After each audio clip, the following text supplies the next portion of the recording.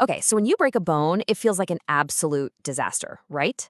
But what happens next? It's not just healing. It's honestly one of the most incredible, most complex construction projects you can possibly imagine. And the craziest part?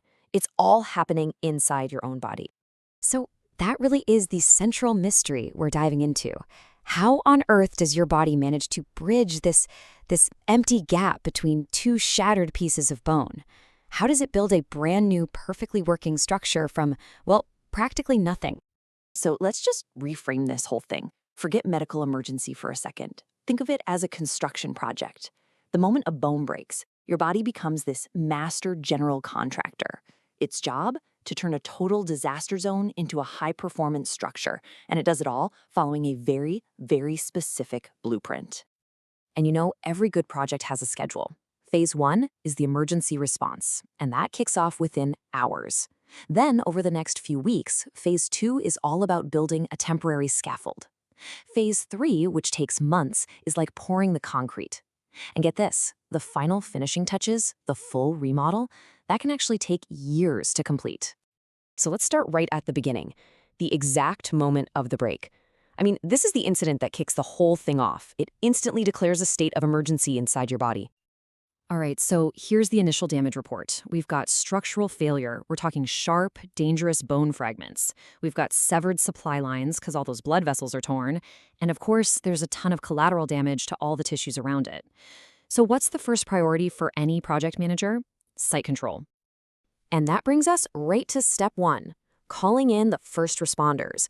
This whole phase is about forming an emergency clot to secure the site and then bringing in the cleanup crew to clear away all the debris. You know, the body's response is just immediate. Within hours, all that internal bleeding pools together and forms this massive clot. It's called a fracture hematoma. You can think of it like an emergency biological cement that gives it some initial stability. And right behind it, here comes the cleanup crew, your immune cells. They rush in to clear out all the debris and dead tissue. The site is now officially being prepped for construction. All right, so the site is cleared and prepped. Now it's time for step 2. We're building a bridge. The goal here is to span that gap, first with something flexible, a scaffold, and then replace it with something really, really solid. So the very first workers to show up on site are called chondroblasts. These are your scaffold builders. Over a few weeks, they just spin this amazing web of flexible cartilage right across the gap, creating what's called a soft callus. It's kind of like a rubbery temporary bridge. Now, it can't handle any real weight yet, but it's the absolutely crucial first step to connect the two sides. Now, the heavy machinery arrives. Meet the osteoblasts. These guys are the concrete crew of bone builders. They just swarm all over that cartilage scaffold and start depositing minerals. They're literally turning that flexible bridge into a solid, hard callus made of new bone. And this hard callus, this is a huge milestone. The bone is now finally stable. But if you were to look at it, it's still this lumpy, oversized, and pretty inefficient patch job. Yeah, it's strong, but it is not the final design. The project is nowhere near done.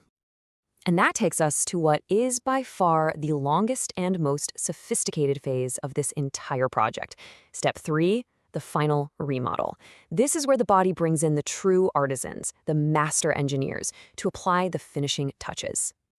And this is where the real artistry begins. You've got two teams now working in perfect harmony.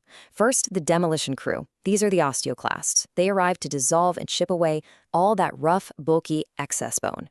And at the exact same time, the master builders, our friends the osteoblasts, they come back to lay down new, perfectly structured bone. They are meticulously restoring the bone's original, super efficient design.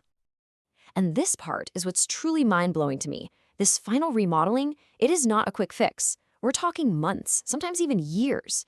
Your body is constantly refining the bone's architecture, making absolutely sure it's not just patched up, but that it's perfectly optimized for the specific forces and stresses you put on it every single day.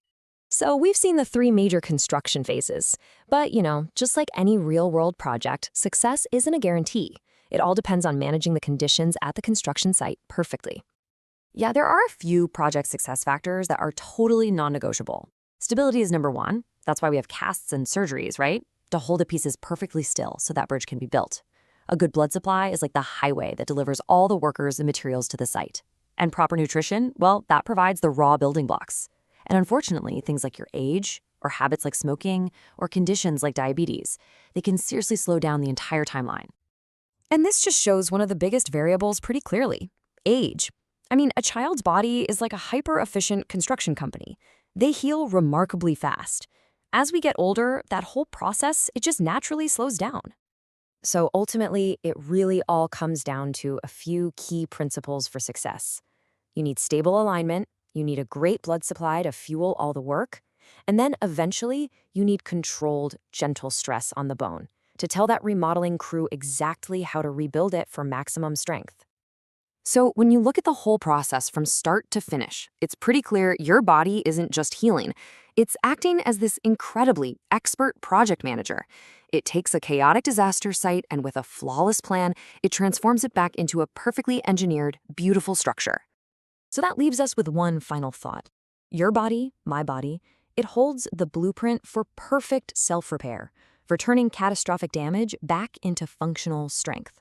So the question is, what else could we build if we really, truly understood that blueprint?